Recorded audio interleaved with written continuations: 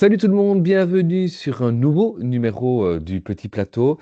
Le Petit Plateau qui se met en mode hivernal, puisque la saison 2025 est terminée, la saison 2026 n'a pas encore commencé évidemment. Et donc c'est l'occasion aussi, pour patienter évidemment, de faire un petit peu le débrief de cette dernière saison qu'on vient de vivre tous ensemble. Et pour en parler, pour débriefer cette saison 2025, eh bien, j'accueille comme à chaque épisode Alexis et Damien. Salut les copains. Salut! Salut les copains, salut tout le monde. Alors, si vous nous écoutez régulièrement, vous savez qu'on aime bien vous proposer des façons de voir les choses un peu différentes de ce qu'on peut lire ou entendre partout ailleurs. Et donc ici, pour débriefer cette saison 2025, on a décidé, eh bien, chacun ici de présélectionner, de sélectionner 5 temps forts. Ça peut être des courses, ça peut être des coureurs, ça peut être des équipes, ça peut être des choses totalement globales sur la saison que on a décidé de vous partager ici dans ce numéro. Et on s'est gardé, hein, on va le dire quand même, on s'est gardé nos 5 moments clés pour nous. Donc ça veut dire qu'au moment où là, on va commencer cet épisode, eh bien, Alexis et Damien ne connaissent pas les 5 moments clés choisis et inversement. Et donc, on va découvrir en même temps que vous qui nous écoutez ce débrief pardon, de cette saison 2025. Et on va commencer directement, on va rentrer dans le vif du sujet. Et je propose que Damien, tu commences avec ton premier moment clé que tu as choisi pour cette saison 2025. Ouais, c'est bien que tu aies tout de suite dit que ça peut être aussi plus global, parce que vous me connaissez, évidemment, j'ai triché, j'allais pas choisir un tout petit truc. Rassurez-vous, mon premier point, c'est le plus long, je ferai plus court pour d'autres points. Mon premier point, je l'ai titré euh, Team Visma. Parce qu'en fait, l'équipe Visma, je suis un peu allé voir avant de préparer cet épisode. euh, Ce n'est que la quatrième équipe en termes de nombre de victoires cette saison. Et pourtant, si je dois choisir une équipe qui me permet d'aborder le plus de choses qui m'ont marqué, c'est la Visma. Pas toujours à leur avantage, certes, mais en tout cas, par le prisme de Visma, on peut parler de plein de choses. Alors, je vais en parler évidemment, puisqu'il y a plus que 5 points à l'intérieur de Visma, je ne vais pas m'attarder énormément dessus, mais je vais évoquer pas mal de choses. Euh, Déjà, Visma, ça permet évidemment d'évoquer les grands tours, puisque c'est quand même l'équipe qui a remporté à la fois le Giro et la Vuelta. Voilà, c'est quand même, tout le monde parle de UAE qui a fait la meilleure saison, mais c'est quand même la Visma qui remporte ces deux grands tours-là. Et de quelle manière pour le Giro? C'est un Giro qui restera quand même avec un fameux numéro de Yates. J'espère qu'on se souviendra plus tard au moins autant, mais j'espère même plus, du numéro de Yates que de la discorde entre Del Toro et Carapaz. Ouais, parce qu'au final, même nous, on a beaucoup parlé de cette discorde et ça restera toujours, mais c'est un peu dommage pour Yates, parce qu'il mérite plus de valeur. C'est pas les deux autres qui ont perdu le Giro. Oui, un peu si on veut, mais c'est quand même Yates qui a gagné ce Giro. Mhm. Donc voilà. Puis après, vous me connaissez, moi je vous parle de Visma sur les grands tours. Bon, je vais quand même évoquer un tout petit peu la Vuelta d'abord, mais la Vuelta, ça a le mérite, si on veut, le Tour de France, le combiné Tour de France-Vuelta, de clarifier totalement la hiérarchie. On s'y attendait peut-être un petit peu, mais c'est bon. Là, on a Pogacar intouchable, Vingegaard numéro 2 intouchable, et puis on verra bien pour le reste, mais voilà. Et alors, ce que j'allais dire, donc vous me connaissez, je triche encore plus au sein même d'un point où je triche. Ça me permet d'évoquer le Tour de France remporté aussi par la Team Visma, puisque Pauline Ferrand-Prévot a fait un comeback Ah. assez. Ah oui, vous savez, je triche moi quand c'est comme ça, hein. Non, non, mais en fait, en vrai, on parle pas beaucoup cyclisme féminin, mais quand même, ce retour, il est incroyable. Elle avait un objectif, elle l'a réussi, mais alors avec une facilité déconcertante. Je vous parle même pas du fait qu'elle a ajouté un Roubaix en passant de la saison, mais donc ouais, superbe retour. Et j'en profite pour un petit mot. Alors, il ne nous écoute pas, j'en suis persuadé. J'allais dire certainement pas, mais il ne nous écoute pas. Mais on rappellera quand même qu'on avait eu la chance d'avoir eu pardon, dans les pronos fous, le prono de Maël Guégan, hein, coureur cycliste à Nantes Atlantique. Nantes Atlantique, CICU, oui. Oui. Et il avait pronostiqué, comme prono fou, la victoire de Pauline Ferrand-Prévot sur le Tour de France. Voilà, petit clin d'œil en passant, hein. Et donc voilà, par Visma, on a les grands tours. Et ça, c'est bien, c'est le côté finalement très positif pour la Visma. Et puis après, on a le côté course d'un jour.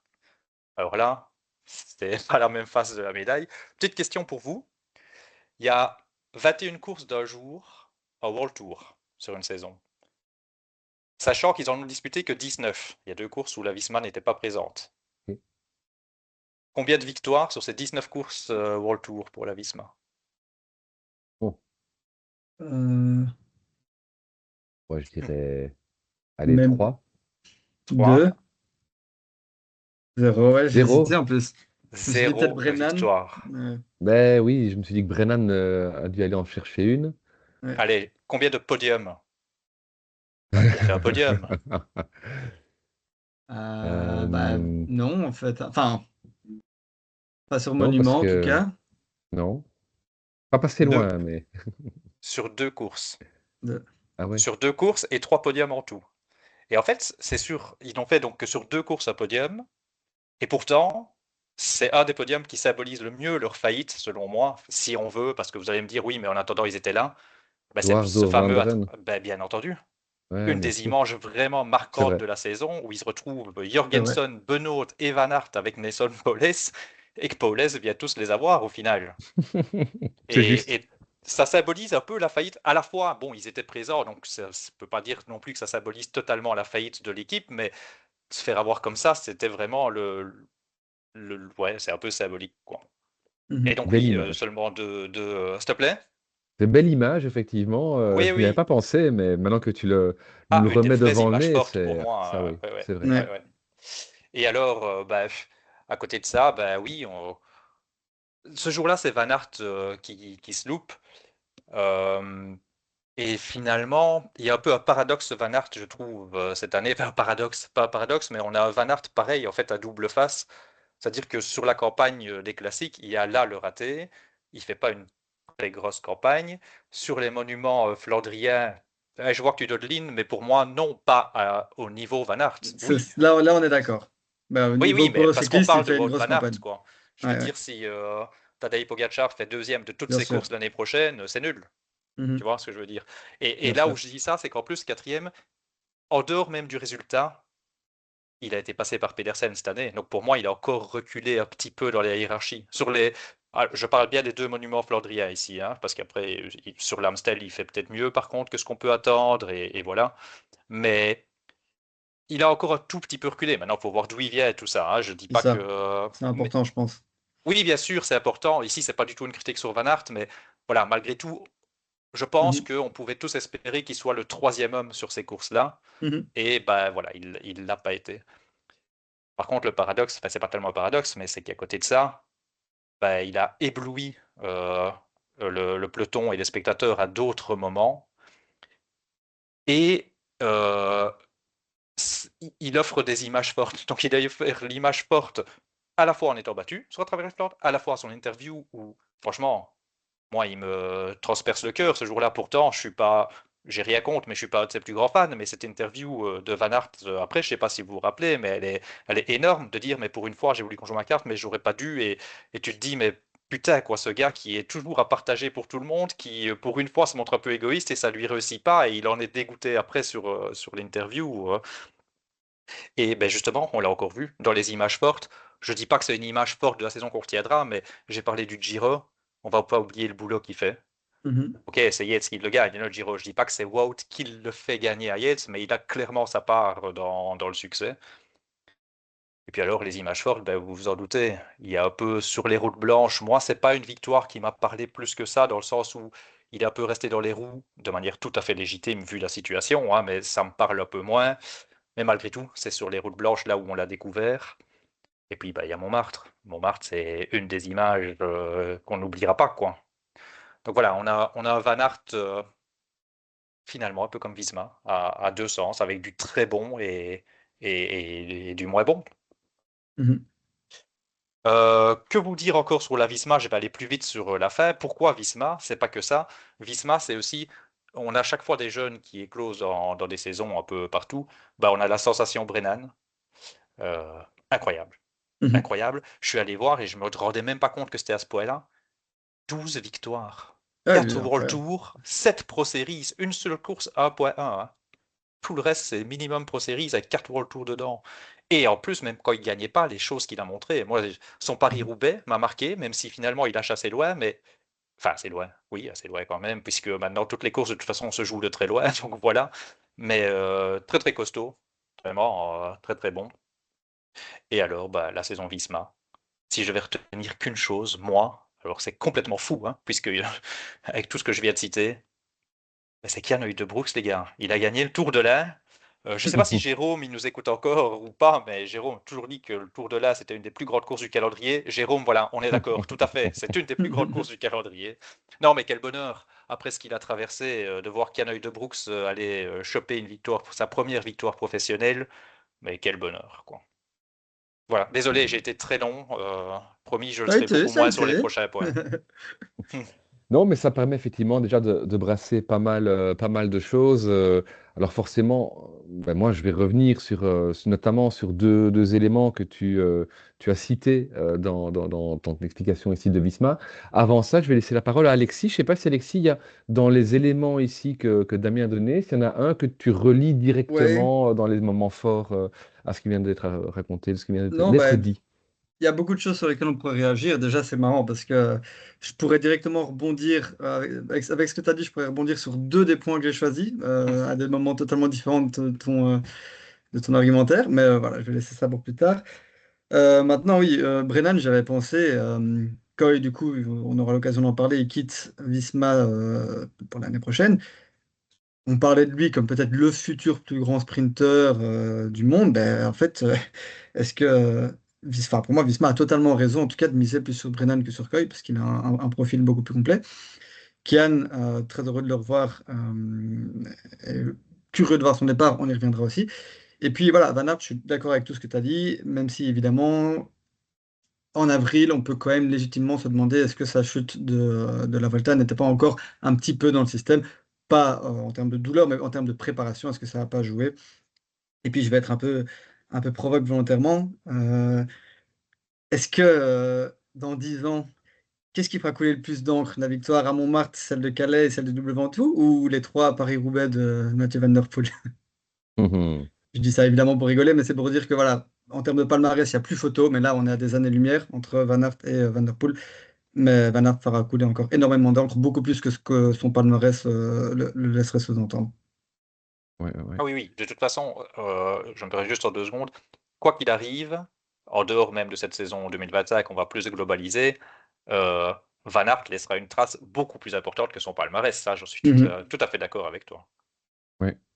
Mais je vais vous prendre la parole parce que mon premier moment clé de cette saison, c'était justement, hein, c'est un fait de course, c'était eh bien Wout van Aert, dans Montmartre en particulier.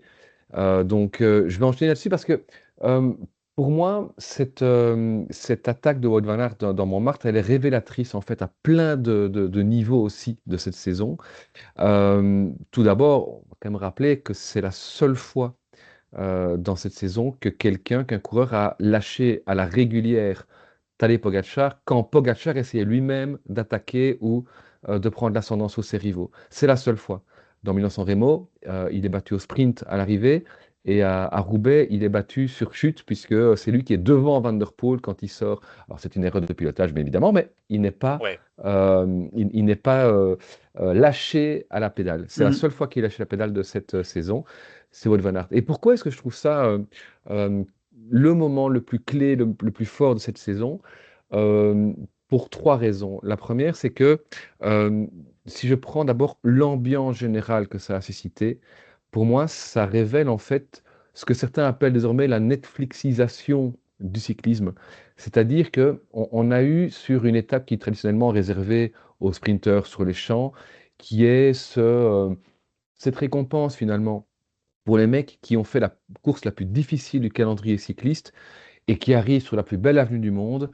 Et bah voilà, on gèle les temps, on boit une petite coupe de champagne et on fait la fête à la pizza dès que l'arrivée est franchie.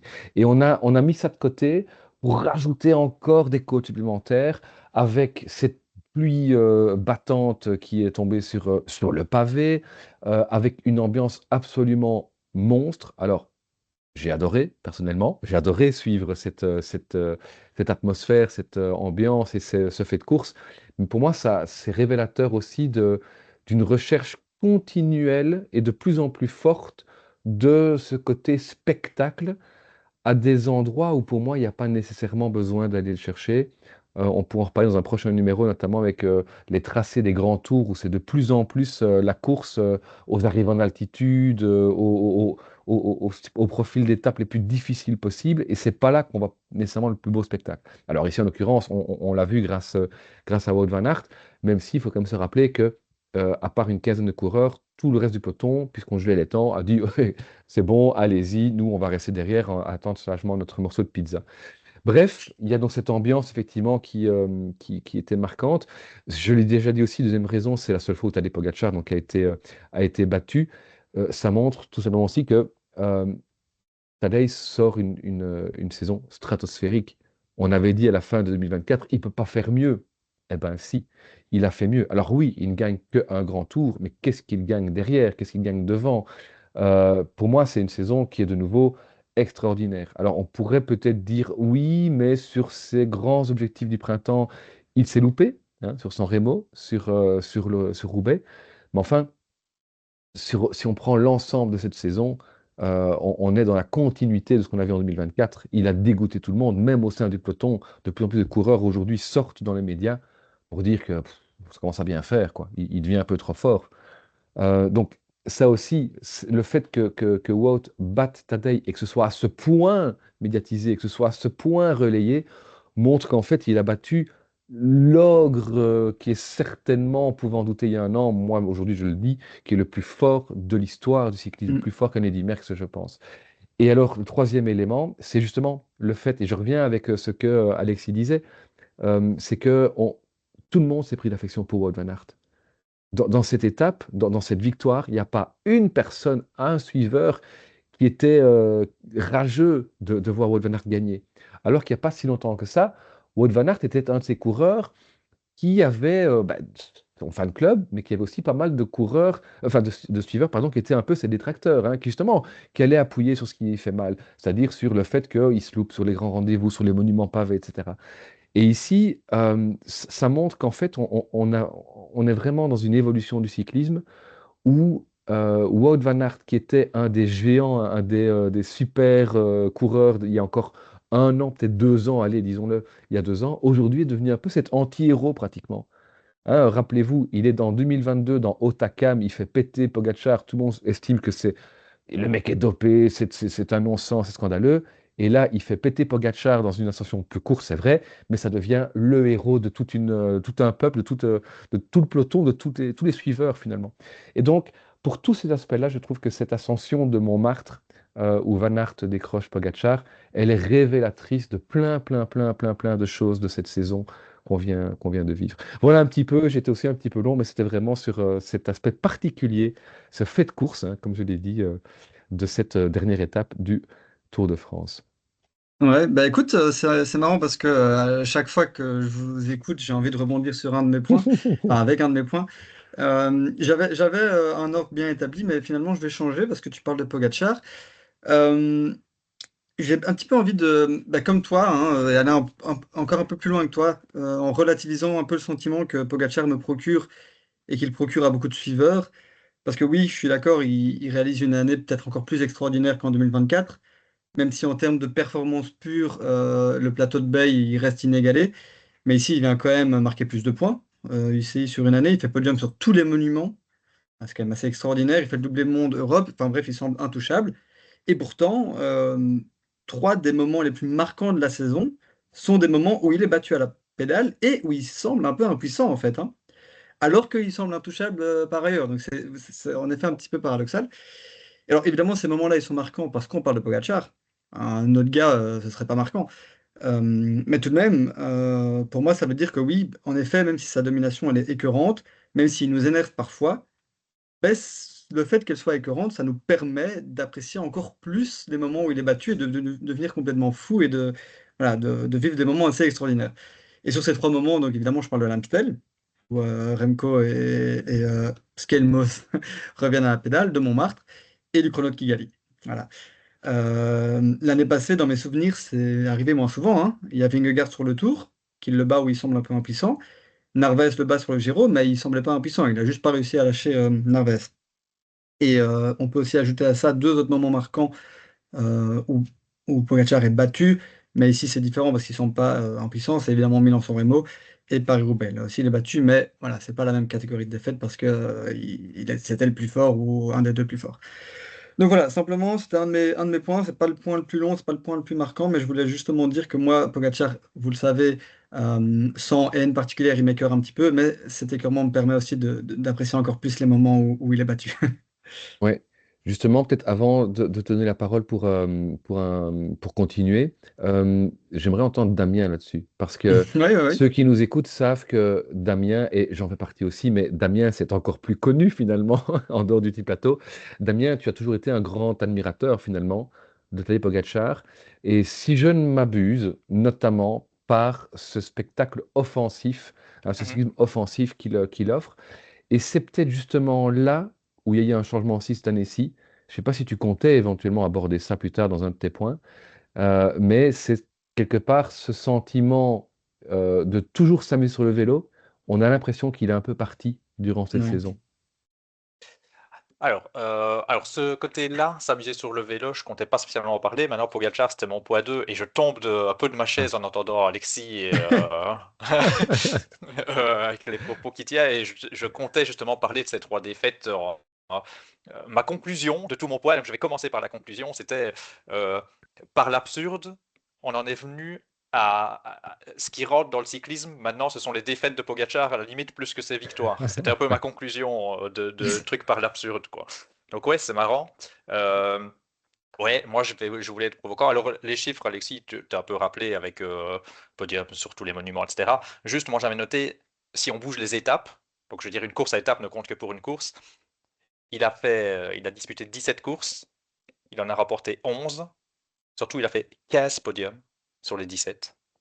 Il y a une fois, c'est la médaille au chocolat, c'est Kigali, le chrono. Une seconde d'aller chercher un nouveau podium. Et il fait 29e à Québec. Et donc sa pire place, sinon, à part Euh, Québec, c'est 4e des mondiaux de chrono.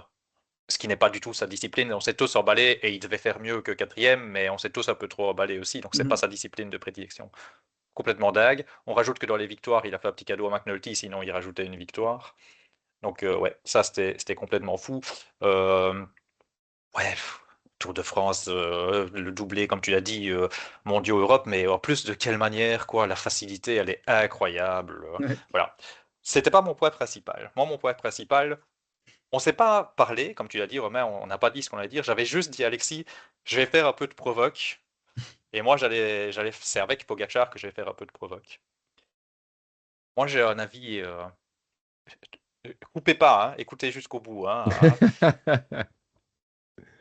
Moi, je vais à l'opposé. Pogacar, il tue pas le suspense en fait dans le cyclisme, il en met. Pogacar, pour moi, il met du suspense dans le cyclisme. Alors là, tout le monde me dit, mais il est fou. Il est fou. Qu'est-ce qu'il me raconte? Il part toujours à 100 bornes de l'arrivée, il massacre tout le monde, etc. Ouais, ok. On va prendre. C'est peut-être un raisonnement par l'absurde, hein, mais on va réfléchir un peu tous ensemble. Est-ce que Pogacar, il a pas rendu Milan-San Remo plus sexy que jamais dans l'histoire? Franchement, on est tous là à se dire qu'est-ce qu'il va essayer cette fois-ci Pogacar? Est-ce qu'il va parvenir à remporter la Primavera qui se refuse à lui, etc. Franchement, il rend Milan-San Remo hyper sexy. Monument pavé. On se ferait chier, hein, si Pogacar n'était pas là, c'est Van Der Poel qui écrase tout le monde. Hein. Moi, je vois pas où Pogacar il enlève du suspense. Pogacar, il a mis du suspense à Paris-Roubaix, en fait. Sinon, il n'y en avait pas, du suspense. Donc, Pogacar, il vient mettre du suspense. Les courses comme Liège et Lombardie, je vais pas dire qu'il vient mettre du suspense. Mais s'il n'est pas là, quand je vois Remco en fin de saison, un Remco sans problème de préparation en hiver, bah Remco il écrase tout le monde. C'est juste, c'est pas le même vainqueur, mais il n'y a pas plus de suspense, hein, les gars. En grand tour, il est pas là, mais Vingegaard, il est au-dessus de tout le monde. Il n'y a pas de suspense, hein, les gars.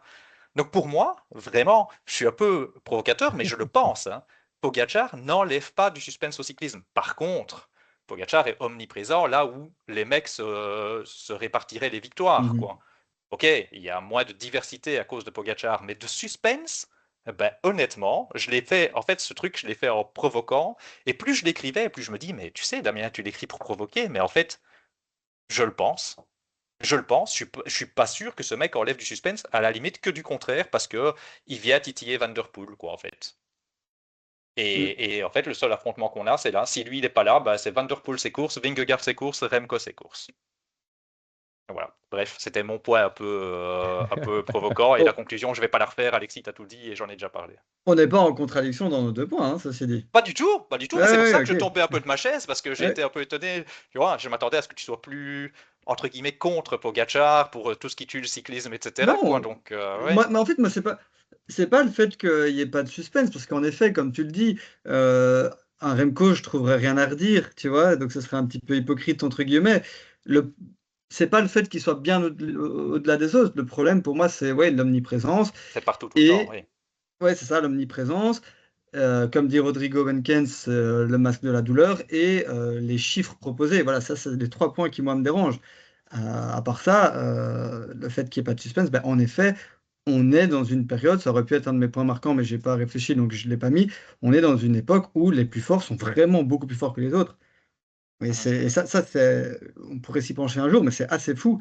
C'est-à-dire qu'il y a la masse, entre guillemets, qui sont tous très forts, qui sont tous professionnels, et puis tu as, statistiquement parlant, c'est même un peu bizarre, parce que donc tu as toute cette masse-là, puis tu en as un qui est là, un qui est là, un qui est là, un qui est là. Voilà, ça c'est un peu bizarre. Donc même sans Pogacar, il y aurait ce phénomène-là. Mais c'est les 3 points que j'ai cités qui viennent me déranger un petit peu plus. Ouais.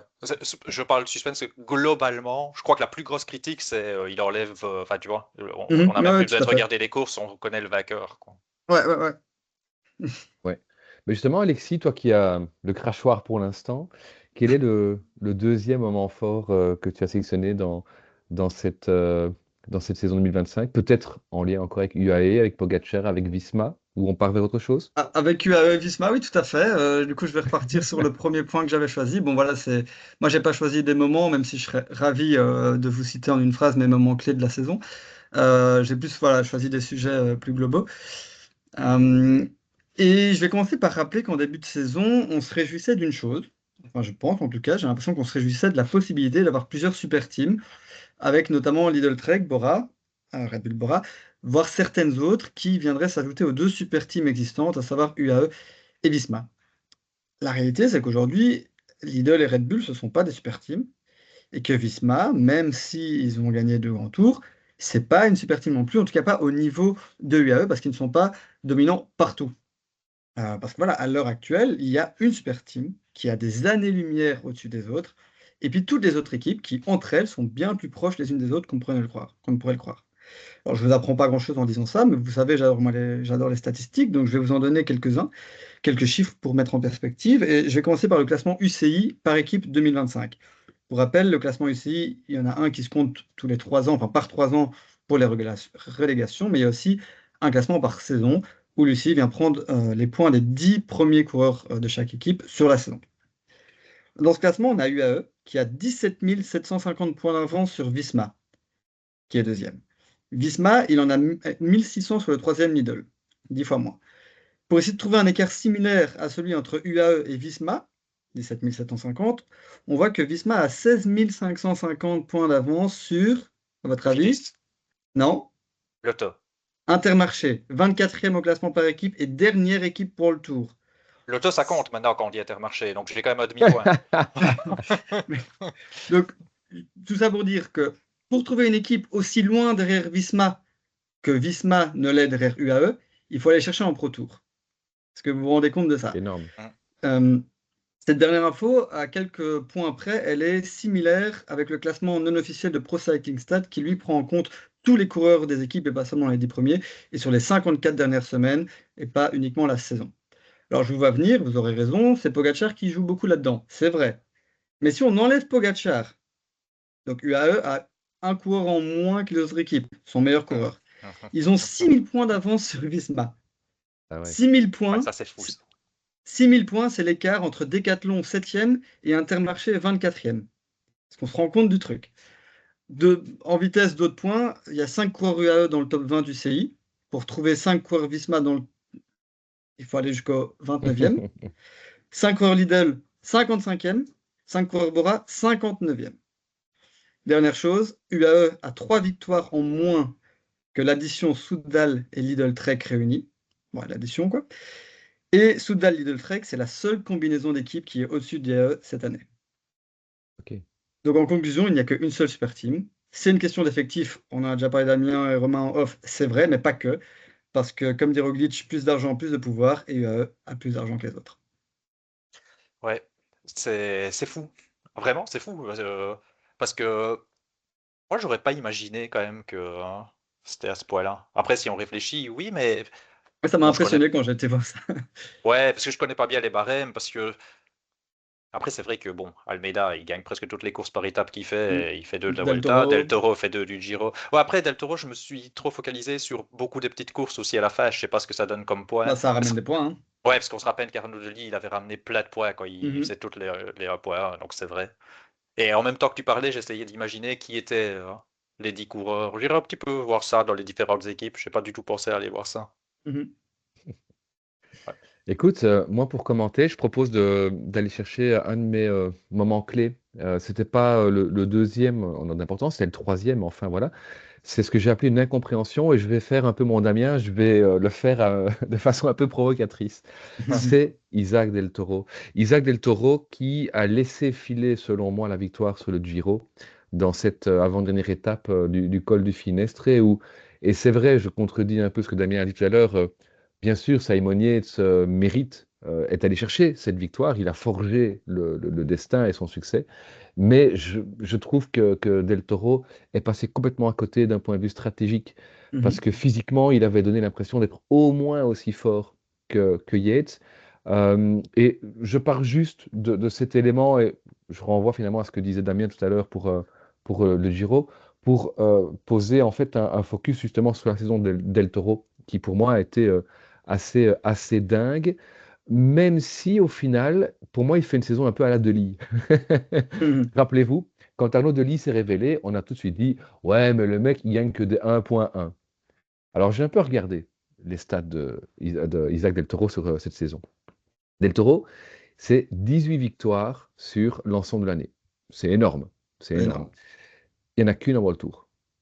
Ouais. Il n'y en a qu'une en World Tour, c'est l'étape du Giro qu'il est allé remporter. On a cité tout à l'heure Brennan, qui est allé remporter 12 succès cette année-ci, dont la moitié pratiquement en World Tour ou en Pro Tour. Donc il y a quand même ça déjà à mettre un petit peu en perspective. Ceci dit, une victoire en World Tour, 7 en Pro Tour, 8 victoires des 1.1 ou 2.1 et deux courses qui sont toutes récentes. Ce sont donc les championnats nationaux du Mexique. Bon, effectivement, on peut imaginer qu'il était allé les chercher assez facilement. Mais bref, tout ça pour dire que Del Toro il a donné vraiment tout au long de cette saison un sentiment de, de force incroyable. Il est troisième au classement UCI individuel sur l'ensemble de la saison à 430 points de Jonas Vingegaard. Alors, je n'ai pas regardé ce qu'il avait comme avance sur les autres, mais pour la petite histoire, s'il gagne le Giro plutôt que de faire deuxième, il recolle pratiquement à Jonas Vingegaard parce qu'il aurait obtenu 215 points supplémentaires au niveau UCI, je parle. Et donc, il aurait terminé à 215 points UCI de Vingegaard, qui fait quand même deuxième du Tour de France et premier de la Vuelta. Ça montre aussi que, effectivement, les succès de Del Toro, aussi nombreux soient-ils, n'étaient pas forcément dans les courses des plus prestigieuses et celles qui rapportaient le plus de points. Donc c'est vraiment une saison qui est, au final, je trouve, plus contrastée que ce qu'elle n'y paraît. On a un Isaac Del Toro qui a été virevoltant, qui était incroyable, et qui, au final, tout en étant quand même troisième du classement ici individuel, ne va pas remporter énormément de grandes courses à gauche ou à droite. Vous allez me dire, c'est normal, sur les grandes courses, il avait un leader, c'était Tadej Pogacar. Je te laisse finir. Pour moi, c'est pas contrasté du tout, parce que justement, je voudrais voir sur combien de courses pour le Tour il s'est retrouvé leader. Il s'est un peu planté, par exemple, sur la Classicoa, qui devait très bien lui aller. Et là, on s'est dit, ah, niveau au-dessus, tiens, est-ce que. Et d'ailleurs, ça mettait une réserve, certainement à raison, chez certains pour les mondiaux. Et puis, tu vois, même les mondiaux, c'est quand même à son âge, avec le peu de courses de ce type-là. Moi, ça me conforte dans l'idée. Oui, il y a les résultats bruts. Après, regarde, il n'y a qu'une victoire au retour, mais il fait deuxième de Giro, quoi. Qui aurait dit qu'il allait faire deuxième de Giro, hein? Mhm. Moi, je trouve quand même que sur ce qu'on voit sur le vélo, en dehors du résultat brut, waouh, je le mets pas du Ouais. tout à contraster, mais si, ça semblera très faible par rapport à ce qu'il va faire en 2026. Ouais. Mhm. Mais pour moi, à l'heure actuelle, donc il est troisième au classement UCI parce que, bah, pour toutes les raisons que Romain vient d'énoncer, Oui, oui. mais pour moi, championnat du monde et Tour de Lombardie, on voit son niveau actuel dans le peloton pour Mhm. ce type C'est de ça. course-là. C'est-à-dire un bon classement dans le top 10, mais pas encore au niveau d'un Remco ou d'un Remco principalement, et à la bagarre avec d'autres qui vont aller se battre pour le top 3, quoi. Ah ouais, ça, je suis tout à fait d'accord, hein. Et alors, un autre point sur Attention, lequel j'ai envie de réagir, hein. mais en vitesse, pour le romantisme de l'histoire, j'ai envie de croire que Yates a été la chercher. On ne saura jamais, en On ne réalité, saura on ne jamais. saura jamais. L'impression visuelle a fait que, en effet, on devrait être d'accord avec toi. Maintenant, ils l'ont fait en intervalle, le Finestre, et sur d'autres étapes, on a vu qu'il était un peu plus court sur des cols plus longs. Donc moi, j'ai envie de croire, et aussi, autre chose, à chaque fois que Del Toro craque, on ne le voit pas venir parce qu'il n'a aucun masque de souffrance. Donc j'ai envie de croire qu'il pouvait pas faire plus. Mais la réalité, et c'est pas contre lui que je dis ça, c'est vraiment pour la beauté de l'histoire de Yates, mais la réalité, c'est qu'on ne saura jamais. Non. Mais la réalité est sûrement un peu entre les deux. Ils se sont quand même tirés dans les Certainement. pattes avec Carapace, ça c'est sûr. Certainement entre les deux, ouais, c'est clair. Mais je suis d'accord que je pense que Yates était quand même plus fort au final. Je sais pas. Ah oui, la performance qu'il fait, encore une fois, j'ai pas été vérifier les chiffres, mais elle est incroyable, hein. Vraiment Mhm. incroyable. Ouais, ouais. Ok, voilà en tout cas un bon bloc avec des coureurs UAE, des coureurs Visma. C'est peut-être pas fini d'ailleurs, je ne sais pas. Damien, je te laisse la parole pour ton troisième moment clé de la saison. Totalement fini avec toutes ces équipes-là. Allez, revenons dans le cyclisme hein, qu'on Romantique. aime. Alors que j'adore Pogacar et tout ça, mais j'avais pas la formule. Dans ma bouche, ça ne sonne pas bien. Revenons au cyclisme qu'on aime. Mais euh, non, oui, j'ai choisi de titrer. Et là, on est vraiment sur du moment très précis.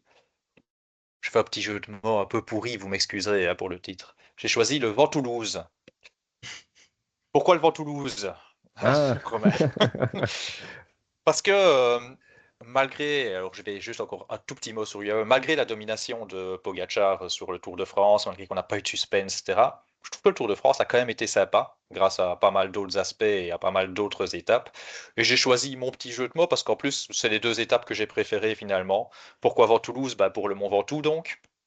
Pour le Mont Ventoux, où on a quand même vu Paré-Pâtre et Benili se mettre des peignets, mais c'était incroyable, quoi, qui va réussir à distancer l'autre ou pas. Et puis hop, t'as un tour de magie, t'as Van Wilder qui apparaît, qui était lâché depuis on sait pas combien de temps. Je sais pas, quelqu'un l'a déposé là, c'est pas possible. Enfin, bref, elle était folle, quoi, cette étape, elle était complètement folle et vraiment superbe, superbe à voir. Et je crois que j'ai encore préféré celle de Toulouse. Vent Toulouse, vous l'aurez compris évidemment. Je crois que j'ai encore préféré celle de Toulouse où là, mon cerveau n'arrivait plus à suivre, mon cœur n'arrivait plus à suivre, je savais pas ce que je voulais dans ce final d'étape.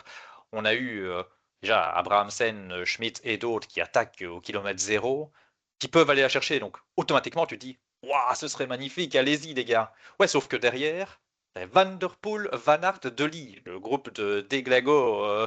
Ce serait quand même bien aussi que putain, si Arnaud il peut rentrer après ce qu'il a vécu comme début de saison, ce serait quand même incroyable.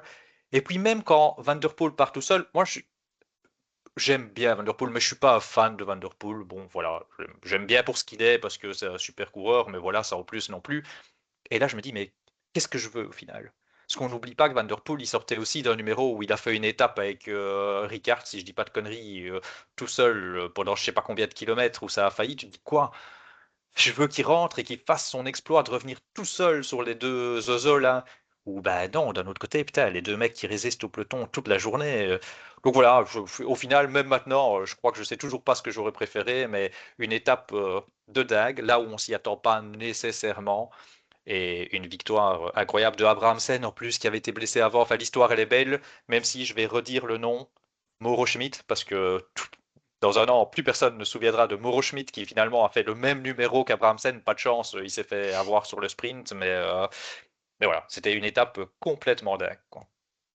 Ben, ça rejoint ce que j'ai dit tantôt, hein. C'est pas forcément dans les étapes qui sont au profil les plus spectaculaires qu'on va avoir le plus de spectacles.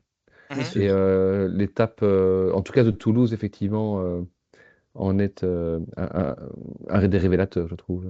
Mm. Alexis, ton troisième moment clé. Bah, écoutez, moi je suis désolé, je vais repartir sur les équipes. Parce que moi, un point qui m'a marqué, qui est un peu dans la continuité de mon point précédent, c'est justement le fait que Bora il soit au final assez loin de pouvoir être considéré à l'heure actuelle comme une super team, Red Bull Bora. Alors que tout le monde s'attendait à ce que ce soit la nouvelle super team du peloton. Cette année, ils sont seulement sixième au classement UCI. Bah, dans un premier temps, on peut se dire que le projet Red Bull, il fonctionne pas comme prévu. Et il faut bien avouer que nous, on était assez emballés par toutes les recrues Red Bull. Alors, je vais pas les détailler dans cet épisode-ci, on le fera peut-être dans un autre, le bilan des recrues. Mais globalement, les recrues, c'est assez décevant Ouais. chez Red Bull. Mais en réalité, c'est un peu plus nuancé que ça. Parce que depuis que Red Bull est là, les recrues et aussi les coureurs en général de chez eux sont décevants dans le pôle classique, mais c'est quand même Ouais. beaucoup moins le cas dans le pôle grimpeur. Je ne sais pas si c'est souvent arrivé dans l'histoire avec d'autres équipes, mais ici on a une équipe qui affiche des sélections ambitieuses sur tous les profils, mais qui a des résultats ultra différents en fonction du profil. Parce que le meilleur résultat de Red Bull sur les monuments, c'est septième à Liège. C'est pas mal. Mais septième à Liège, c'est Martinez qui est un grimpeur. Mhm. Ensuite, on voit que Ouais. Pellizzari cette année, c'est costaud. Inlay fait une très grosse Volta. Roglic gagne la Volta 2024. Martinez fait deuxième du Giro 2024 derrière Pogacar. Donc le pôle grimpeur, il marche pas trop mal. Alors que, comme je disais, bah, le pôle classique, en vrai, on n'est pas loin de la catastrophe vu l'ambition affichée. Donc voilà, je trouve ça assez paradoxal. On parle souvent de protocole, de méthode d'entraînement, de budget, etc. Bah, chez Bora, visiblement, on a un pôle qui fonctionne pas trop mal et un autre plus compliqué. Donc, je trouve ça assez intéressant de comprendre pourquoi. Évidemment, j'en sais rien. Est-ce que les moyens sont plutôt mis d'un côté et pas de l'autre? Est-ce que la méthode fonctionne que sur les efforts longs, sur l'école? Je sais pas, mais il faudra suivre ça à l'œil pour le futur et voir s'ils vont essayer de rectifier le tir. Et au final, moi, je me dis que le fait que le pôle grimpeur aille assez bien, c'est peut-être un peu rassurant pour Remco, ou pas, en fonction de ce qu'on lui souhaite pour l'année prochaine. Et c'est ça. Ouais. Mais le pôle classique, c'est un peu. Bon, Lascano, on sait tous qu'il y a un flou qui va peut-être se lever à un moment donné. Ouais, Voilà. bizarre. Van Gils, il n'a pas non plus été verni. Et Pitti, je sais pas. Pity, ouais, terrible. Ouais, ouais, ouais, ouais. Ouais, et je sais pas si quand tu as parlé des grimpeurs, tu as mentionné Lipovitz ou pas, mais si Ah tu ouais, l'as non, pas mais. mentionné, je le rajoute dans la liste, Ah oui, c'est fou. quoi. Oui, évidemment, je l'avais en tête, oui, bien sûr, Lipovic, incroyable. Mais tu as raison, parce que quand tu vois, pour moi, le plus marquant, c'est Pellizzari. Mhm. Et bon, je vais pas trop m'étendre parce qu'on fera certainement des épisodes avec des petites révélations et tout ça, mais ouais, ouais, c'est À intéressant. fond. J'aime bien ta conclusion, parce que qu'est-ce qu'on doit. Enfin, Remco, vu que c'est les deux à la fois, enfin, ouais, Ouais, on c'est verra un ça. petit peu. Mm. Ça va être intéressant à voir. Je pense que s'il veut continuer à devenir un spécialiste des classements généraux, c'est peut-être une bonne équipe pour lui, parce qu'il n'aurait pas Mm. été chez UAE Visma. Mais voilà, c'est peut-être dommage de pas avoir une équipe qui a la culture classique. Ok, ben, effectivement, un Red Bull, c'est très contrasté comme conclusion de cette saison avec, oui, comme tu l'as dit, un pôle classique aux abonnés absents. Moi, comme troisième événement clé, ou en tous les cas, troisième point clé de cette saison, j'ai aussi choisi une équipe, c'est Astana. C'est un Ouais, c'est sauvetage, en clair. fait.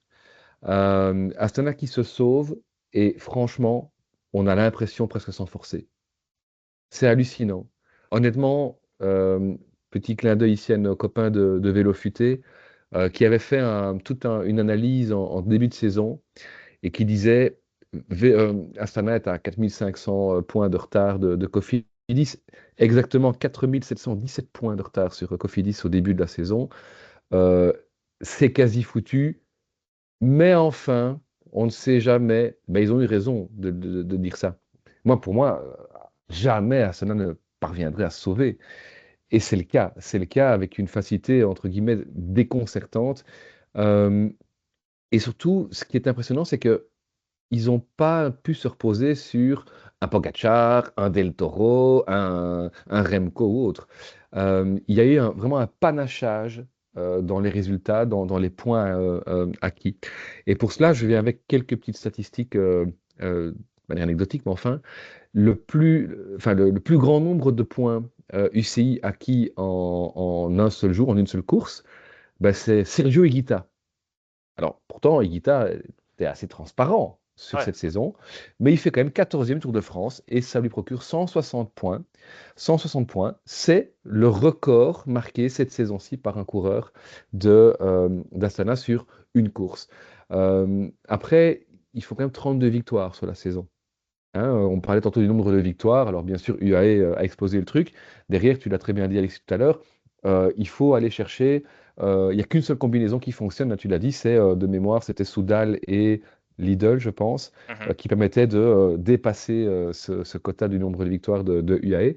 Mais donc voilà, avec 32 victoires, Astana, c'est quand même costaud. Euh, D'ailleurs, sur les 32 victoires, on va quand même noter qu'il n'y en a que deux en World Tour.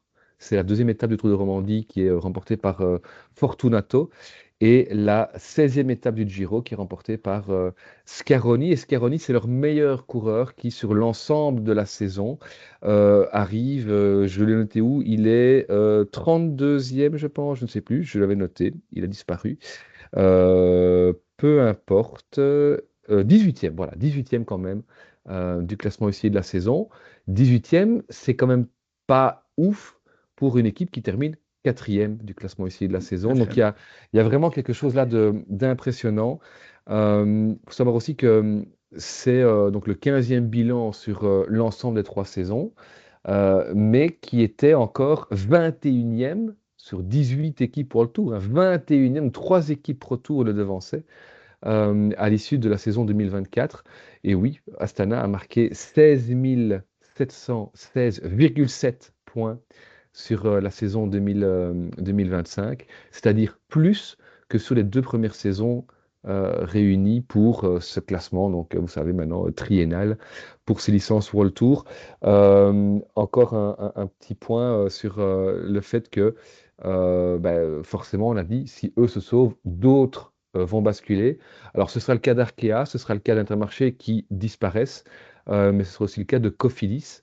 Donc ça veut dire que Astana n'a même pas eu besoin de compter sur les disparitions d'autres équipes pour se sauver. C'était inespéré en début de saison et ça a été le cas. Encore un dernier chiffre, parce que je l'ai trouvé drôle, sur les 32 victoires, 12 Pro Tours en Asie. Comme Ah ouais. quoi, hein, le tour de Taiyou Lake, de Gangxi, enfin Gangxi c'est du World Tour, mais il y en a d'autres. Euh, Ce sont des courses qui souvent sont délaissées par beaucoup d'équipes World Tour et qui manifestement servent pour se sauver au bout du compte. Ouais. Alors, Moi, j'aimerais juste rajouter 2 points sur Astana. Quatrième au classement ici, c'est complètement fou. Et c'est dû notamment à 2 points. Déjà, un calendrier hyper intéressant. Enfin, ils ont hyper bien planifié leur calendrier pour aller chercher des points un peu partout. Et puis, autre chose, quand même un niveau global bien plus fort que les années précédentes chez Astana. Alors, on sait que, je viens d'en parler, les équipes ont des protocoles, et un des protocoles avoués chez Astana, c'est la révolution des glucides, entre guillemets, dans le sens où, il y a encore quelques années, on parlait de 60 glucides par heure pendant l'effort, que les 60 grammes de glucides par heure que les coureurs devaient ingérer pendant l'effort. Ici, à Astana, ils l'ont dit, ils en sont à 120 grammes de glucides par heure. Pour vous donner une petite idée, les gels Décathlon, souvent, c'est 30 grammes dans un sachet. Donc ils prennent 4 par heure, c'est énorme. Et ça nécessite un entraînement spécifique avant la saison pour que ton système digestif puisse être capable d'ingérer tout ça. Donc voilà, ça c'est un petit point que je trouve intéressant chez Astana. Ouais, et ça ouais. montre effectivement, on le lit souvent de façon très cynique hein, quand on parle de records, etc. Il y a toujours cette idée, rappelez-vous, Pogacar et c'est Kellogg's ou ses flocons d'avoine Mhm. qui aurait Ouais, révolutionné effectivement son approche nutritive des courses. Mais effectivement, la nutrition, on en rigole souvent, disons que c'est pas ça qui fait la différence. Alors, c'est pas ça seul qui va faire la différence, mais c'est un des éléments ouais. qui peut effectivement expliquer aujourd'hui pourquoi il y a cette évolution vers des performances de plus en plus importantes chez tous les coureurs et toutes les équipes, puisque Astana ici n'est pas UAE, n'est pas une super team comme on vient d'évoquer quelques autres noms juste avant. Ouais. Ça fait quelque chose, et même à notre niveau amateur, on peut s'en rendre compte. Hein. Si vous avez des éléments que vous digérez moins bien, ou même de manière générale, vous pouvez clairement voir la différence dans votre performance si vous avez mangé. un bon bol de cornflakes le matin ou si vous avez mangé salé avec des flocons d'avoine, etc. Donc, ça fait une différence. Est-ce que c'est pas Woods qui a parlé de ça quand il a dû faire son fameux arrêt dans une caravane ou je sais Oui, plus quoi là, qui avait oui, c'est vrai. expliqué que c'est pas si facile de digérer justement ce qu'on leur donne maintenant à manger comme programme quoi sur le vélo, hein. Ouais, Ouais, ouais, ouais, c'est pas c'est évident. vrai. Juste un mot sur Astana. Deux mots. Un premier mot pour Cocorico. Moi, j'avais dit n'importe quoi, vélo futé est totalement impossible. Bravo, toujours super là. Pour les bonnes analyses, vous pouvez toujours compter sur moi. Euh, et, euh, et plus sérieusement, c'est fou parce que il n'y a rien qui va me rester d'Astana cette année. Malgré le nombre de victoires et malgré la quatrième place. Alors évidemment, c'est peut-être parce que c'est une équipe qui m'a jamais beaucoup parlé, hein, mais il n'y a pas, waouh, ouais, Astana, un moment Astana, quoi. Ouais. Une saison à la Deli. Ouais, mais Deli, ouais, tu me tends la perche, je vais enchaîner là, du coup, parce Ah que ben c'est mon point voilà. suivant, tu vois. Let's go. C'est mon point suivant. Euh, c- et en fait, je ne l'ai même pas titré Arnaud Deli, parce que je ne vais pas revenir sur toute sa saison, même si je suis obligé d'en parler. Euh, je l'ai titré Le plaisir d'Arnaud Deli. Parce qu'en fait, le moment que j'ai envie de mettre en exergue sur 2025, c'est le moment où à l'interview, tout grand sourire, il dit j'ai retrouvé le plaisir. Ah, Et là, ça, alors moi, ça m'a fait un plaisir au cas de le dire, ça m'a fait un plaisir d'entendre ça et de voir ça, parce que bah, vous le savez, je peux le dire ici à tous ceux qui nous écoutent, moi j'ai eu très très très très peur pour la Mm. carrière d'Arnaud Delis. J'en suis venu à me dire qu'il n'était pas fait pour le cyclisme actuel, qui est trop scientifique, robotisé, un peu perte de plaisir justement par certains moments. Et je me suis dit, mais c'est un coureur un peu plus à l'ancienne. Et j'ai peur qu'il y trouve pas son compte. Et s'il y trouve pas son compte, je voyais deux issues possibles. Un, il arrête. Il va pas se pourrir la vie. Il se plaît pas, il arrête. Deux, il fait à l'ancienne dans le cyclisme actuel et bon, il végète une petite performance par-ci par-là et c'est tout. Et après, il y aurait une petite déception de ne pas le voir lever les bras et tout ça, mais moi, personnellement, chacun fait le sport. Enfin, c'est très dur, je ne saurais pas le faire. Donc, si un gars, un jour, fait 50e parce qu'il a un talent de fou, mais qu'il ne sait pas faire tous les sacrifices, etc., jamais je lui jetterai la pierre et je le comprendrai très bien. Bon, manifestement, heureusement, il y avait une troisième voie, qui est celle où il retrouve le plaisir avec le vélo et sur le vélo.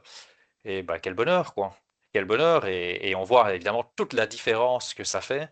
Parce que sa deuxième partie de saison, les amis, waouh, waouh, quoi. Magnifique. Magnifique, hein. Le Tour de France, il se remonte un petit peu. Là, tu sens que ça y est, ça redémarre. Et puis après ça, ouais, il est inarrêtable.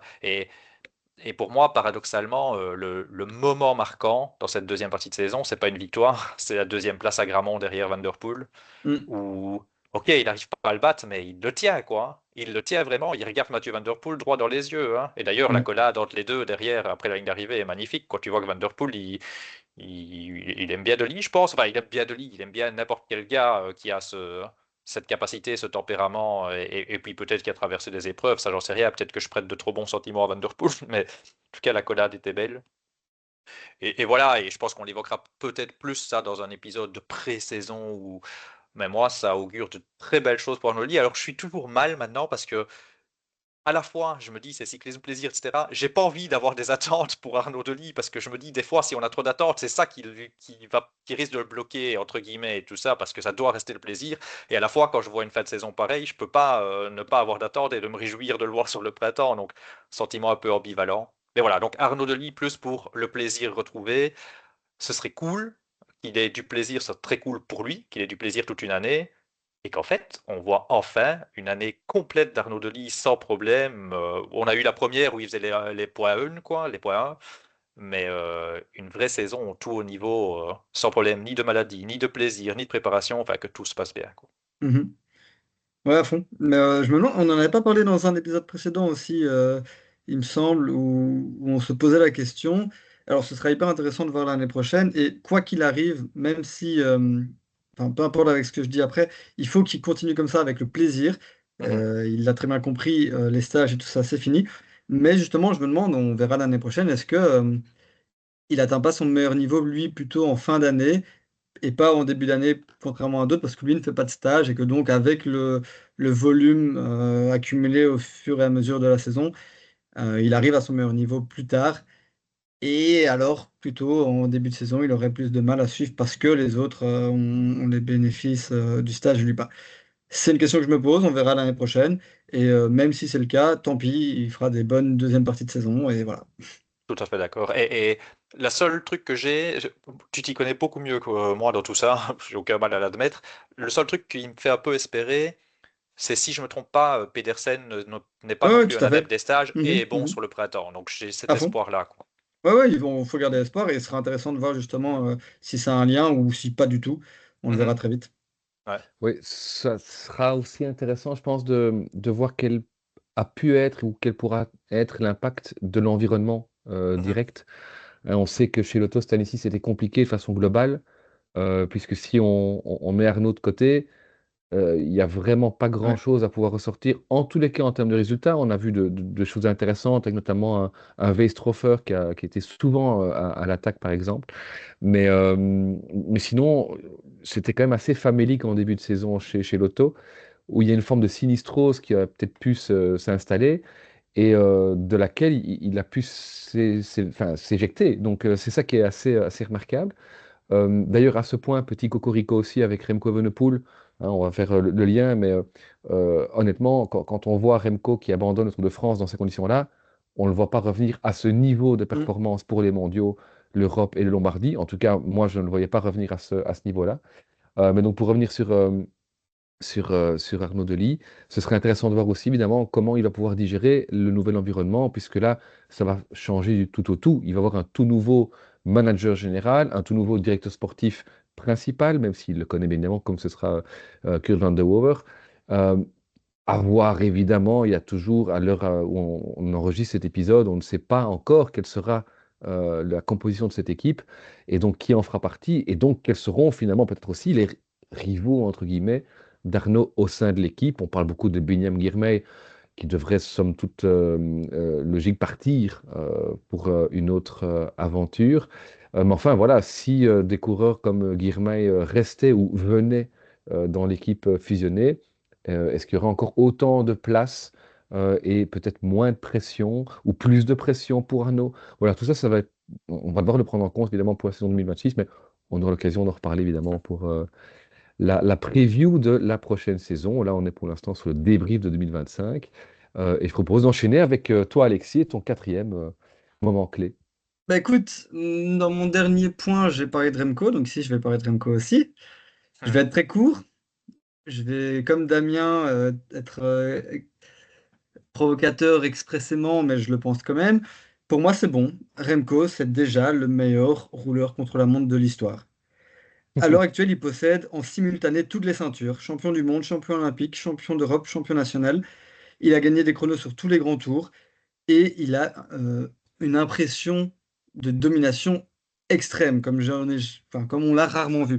Alors, c'est peut-être pas encore le plus grand de tous les temps, parce que moi, je vois vraiment une différence entre le plus grand et le meilleur, parce que le plus grand, ça renvoie à un terme plus global, à une combinaison de paramètres qui prend notamment en compte le palmarès. Hein, notamment au tennis, par exemple, cette distinction entre meilleur et plus grand est encore plus intéressante. Mais pour moi, en termes de domination et de force, c'est le meilleur et il lui faudra pas 3 ans avant d'être le plus grand de tous les temps. Voilà. Surtout, ce truc qu'on peut rajouter en plus, c'est le meilleur rouleur sur tous les parcours. Tout Ouais, plat, un peu vallonné, même, bon alors peut-être pas pas, au pas sein pure d'un grand montagne, mais tour en montagne à la 20e étape, on est d'accord, mais ouais. ouais, ouais. Je vais enchaîner avec le quatrième chez moi. C'est un chiffre global sur l'ensemble du peloton World Tour et sur l'ensemble de la saison. C'est 42,874 km/h. Vous l'avez Ouais, peut-être vu passer. Ouais. C'est, on va dire, en moyenne, la vitesse des vainqueurs sur toutes les courses du calendrier World Tour cette saison-ci, selon les statistiques qui sont disponibles sur le site, tu l'as cité tantôt, un PCS, Pro Cycling Stats. C'est un record, c'est du jamais vu. Et donc ça montre effectivement qu'on est toujours dans cette course à la performance, une course qui s'accélère, puisque Donc je disais, c'est du jamais vu. Donc c'est 0,645 km/h plus vite qu'en 2024, c'est-à-dire une hausse de 1,52%. Mais si on remonte quelques années en arrière, on est sur une hausse de 6,51% sur l'espace de 10 ans, c'est-à-dire un gain de 2,620 km/h. Je rappelle, on passe de 40 à 42,5 finalement, si on veut être, entre guillemets, plus, plus simple pour expliquer les choses. Donc 6,51% d'amélioration en 10 ans, dont 6,03% en 5 ans. Donc Depuis ça le montre que Covid, en fait, vraiment, hein. voilà, depuis le Ouais. Covid, il y a vraiment une accélération. C'est-à-dire la Mhm. première fois qu'il y a 3 années consécutives une amélioration de cette statistique, sachant que l'année où il n'y a pas eu d'amélioration, c'était entre 2021 et 2022. On sortait d'une année record à tout niveau l'année précédente, puisqu'il y avait une hausse à elle seule sur l'année donc 2020-2021 de plus de 2%. On était, je pense, à quelque chose comme 2,8. J'ai plus la stat là comme ça sous les yeux. Mais donc voilà, ça montre qu'effectivement, c'est une amélioration qui est en train de s'accélérer et que c'est une amélioration qui concerne l'ensemble du peloton, puisque bien évidemment sur le World Tour, UAE gagne plus que les autres avec Pogacar, que bien évidemment les meilleures équipes gagnent le plus de courses possibles, mais enfin on l'a vu, il n'y a pas que UAE, Visma ou Lidl qui gagnent en World Tour, il y a aussi Astana, il y a aussi Soudal, il y a aussi Lotto, il y en a aussi plein qui viennent parfois aussi du Pro Tour. On aura encore l'occasion peut-être d'en parler ici avant la fin de cette émission. Mais donc, ça montre bien que c'est à l'échelle de l'ensemble du peloton qu'il y a cette amélioration constante, peut-on dire ici, depuis au moins 3 ans, vers des records toujours plus fous. Moi, ce que ça me renvoie, c'est que tu te mets au niveau d'Alexis pour les chiffres, il va falloir que je bosse pour 2026. T'inquiète pas, mon prochain point, je pourrais avoir des chiffres, mais j'en ai pas. Donc, je reviendrai sur un autre épisode pour les ramener. Ok. Et blague à part, juste pour les moyennes, pas d'une année à l'autre, évidemment, enfin pas si proche par rapport à l'année précédente. Par contre, si on remonte à même pas si loin, quelques années, je pense qu'il y a aussi le fait de comment on fait la course qui joue, hein. Les mecs, Tout à fait. ils lancent la course de beaucoup plus loin qu'avant, donc inévitablement, les moyennes Bien horaires, elles sûr, vont monter, quoi. Mhm. tout à fait. Ouais. Il y a plein de facteurs, hein. On avait, Mhm. pour ceux qui nous écoutent de façon assidue, on avait lors de l'été 2024 fait un épisode vraiment spécial hein, sur tous les facteurs qui pouvaient expliquer cette augmentation de performance. C'était au lendemain du plateau de Bay, je pense, ou quelque chose comme ça sur le Tour de France. Mais donc effectivement, pas mal de facteurs qui peuvent expliquer cette amélioration sans forcément toujours chercher à y voir la prise de produits dopants ou la présence de moteurs dans les vélos. C'est peut-être le cas, on n'en sait rien dans tous les cas. Mhm. Il y a plein de facteurs qui peuvent l'expliquer sans ces éléments. Et Après, je pense, Cancellara avait déjà un moteur, donc je sais pas si ça c'est vraiment nouveau, hein. il paraît. Ouais, oui, pardon, c'est vrai. Mais donc, on en arrive, je pense, déjà à notre dernier tour, hein, puisqu'il nous reste Mhm. un élément qu'on a retenu chacun. Damien, c'est par toi qu'on a commencé. Donc, je propose de terminer ce dernier round en commençant par toi. Ouais, ça va être très court. En fait, c'est très hypothétique. C'est-à-dire que je ne sais pas si ça aura marqué l'année 2025 ou pas, mais peut-être que dans un an, dans 2 ans, ça aura marqué l'année parce qu'on se dira, tout a commencé en 2025. Paul Sexas, c'est là qu'on a su qu'il gagnerait un grand tour. Ah, Isaac Del Toro, c'est là qu'on a su que ce serait le nouveau boss du AE, c'était en 2025. En gros, juste pour dire que comme chaque année, il y a des talents qui se révèlent, j'ai cité ces deux-là, et je ne vais pas en citer 1000 parce que, spoiler pour nos auditeurs, on fera un épisode dédié aux belles surprises de l'année, donc je ne vais pas trop en parler maintenant. Mais de me dire, des fois, on ne se rend pas compte sur l'année que c'est l'année du déclic. Enfin, si, on se rend un peu compte, mais par après, on se dit, ah, mais oui, ça avait commencé cette année-là. Donc voilà, il y aura certainement un ou deux mecs, on se dira, c'était 2025 le signe, quoi. Ouais. Après, surprise, est-ce qu'on peut être vraiment surpris de Del Toro? Peut-être Oui. dans Plus que la, de Texas, en vrai, hein. dans l'ampleur que ça a On en Ah, je pris. sais pas. Ouais, On Enfin, ouais. en on en passe. discutera, parce qu'on va avoir l'épisode là-dessus. Je vais juste te répondre que oui, très clairement, et tu verras, parce que on va faire vraiment le spoiler, on devra faire 10 noms. je sais déjà qu'il sera très haut dans ma liste. Je ne sais pas s'il sera devant Sexas, pas devant Sexas, mais il sera très haut. Oui, pour moi, oui, on peut être totalement surpris de Del Toro. Il ne faut pas minimiser ce qu'il a fait là. Mhm. C'est au-delà des attentes, en tout cas. Oui, On sait qu'il a du talent, mais je veux dire, Paul Sexas aussi, c'est un nom dont on entend parler. On va pas faire l'épisode avant l'épisode, mais qui pouvait attendre quand même qu'il fasse ça? tout à fait. Ouais. Alexis, ton dernier moment clé. Voilà, moi, c'est vraiment aussi un point bonus, hein, je vais aller très vite. Je pourrais vous assommer avec des chiffres, c'est vraiment le genre de point où je pourrais le faire, mais je l'ai déjà fait pour UAE, donc voilà, je vais vous laisser tranquille. Vous disiez justement, ça va de plus en plus vite, ça attaque de plus en plus tôt. Ben moi, c'était un de mes points marquants depuis 2 saisons. Ça attaque vraiment de plus en plus tôt. Maintenant, il faut plus attendre la finale. Il faut vraiment, ça attaque à 30, 50, 70, 100, 130 km de l'arrivée. C'est vraiment de plus en plus impressionnant.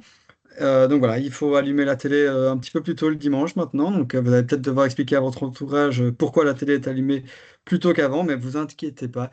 Euh, il Je faut le vois souvent venir. l'éteindre il faut souvent l'éteindre plus tôt qu'avant aussi, donc il n'y a pas de souci.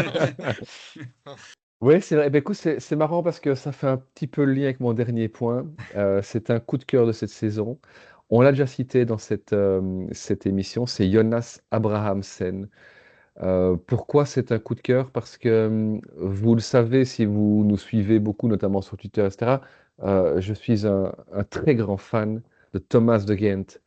Et depuis que Thomas de Ghent a quitté le peloton professionnel, je cherche son successeur, c'est-à-dire The Breakaway King. Et je pense qu'avec ce Norvégien, on a trouvé le Breakaway King. Alors, tu as décidé, Alexis, de nous épargner des chiffres et des chiffres. Ah ben moi pas. J'avais noté tout ça sur mon petit calepin pour cette émission. Donc je vais terminer par quelques petits chiffres pour vous expliquer pourquoi, selon moi, c'est le Breakaway King. C'est-à-dire que c'est pas le mec qu'on voit le plus souvent en échappée, contrairement à ce qu'on pourrait penser. Mais c'est le mec, alors j'ai pas vérifié avec tout le peloton, c'est le mec pour qui ça fonctionne le plus souvent quand même. En tous les cas en 2025. C'est-à-dire que en 2025, il a 62 jours de course.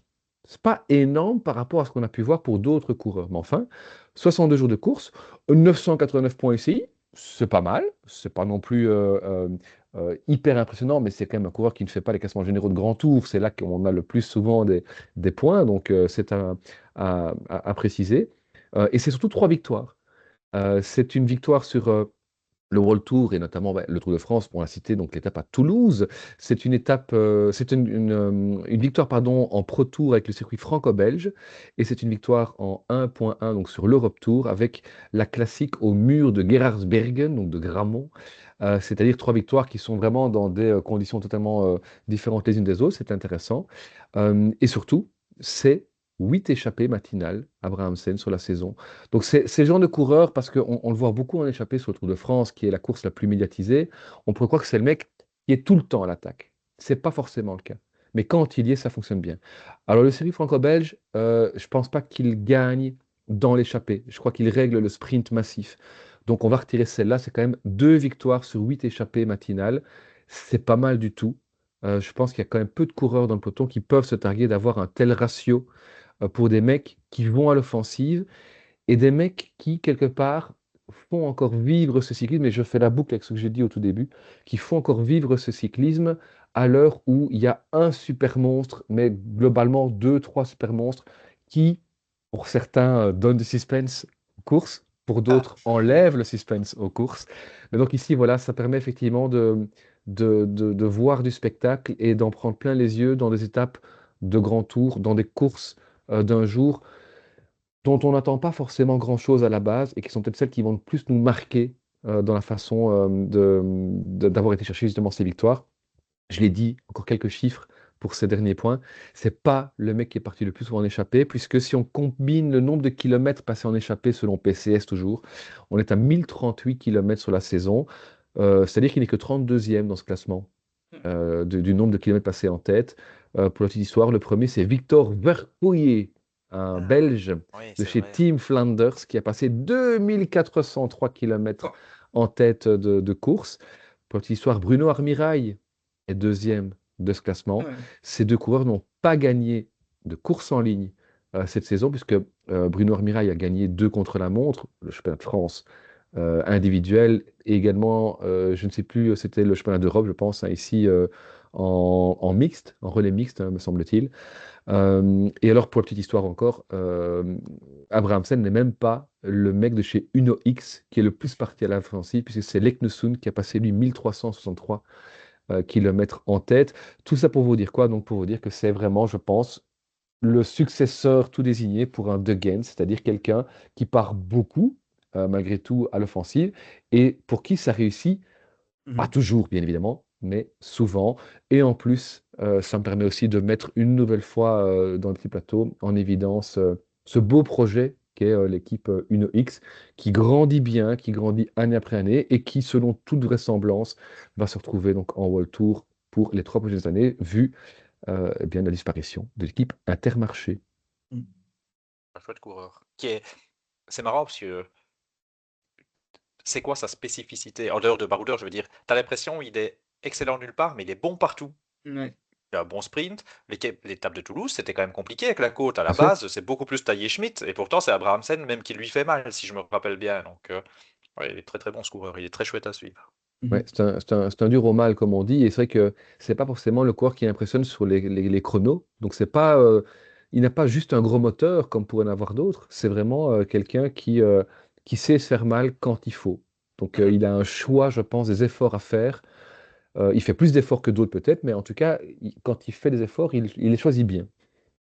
Ben voilà, je ne sais pas si vous avez encore un bonus à donner, à offrir à nos auditeurs. Il y a certainement plein de choses que vous auriez encore Si. voulu citer. On a parlé de pas mal de coureurs, pas mal d'équipes, pas mal de courses.